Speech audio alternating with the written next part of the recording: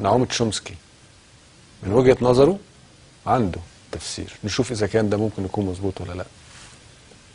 Those who addressed the hundreds of people who gathered to celebrate FAIR was the world-renowned political dissident and linguist Noam Chomsky. This is some of what he had to say. The U.S. and its allies will do anything they can to prevent authentic democracy in the Arab world. The reason is very simple. Across the region, an overwhelming majority of the population regards the United States as the main threat to their interests. In fact, opposition to U.S. policy is so high that a considerable majority think the region would be more secure if Iran had nuclear weapons. In Egypt, the most important country, that's 80%. Similar figures elsewhere. There are some in the region who regard Iran as a threat, about 10%.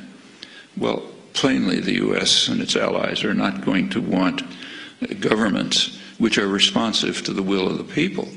If that happens, not only will the U.S. not control the region, but it'll be thrown out. What about Egypt, most important country, but not a major center of oil production?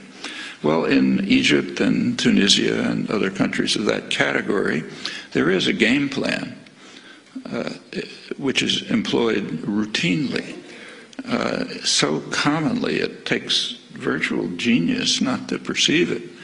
But when you have a favored dictator, for those of you who might think of going into the diplomatic service, you might as well learn it. When there's a favored dictator and he's getting into trouble, support him as long as possible, full support as long as possible.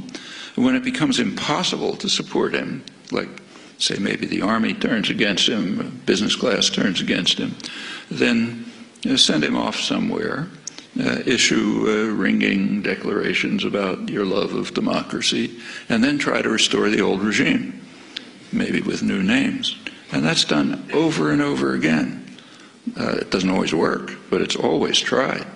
Somoza, Nicaragua, Shah in Iran, Marcos in the Philippines, Duvalier in Haiti, Chun in South Korea, Mobutu in the Congo, Ceausescu was one of Western favorites in Romania, Suharto in Indonesia. It's completely routine, and that's exactly what's going on in Egypt.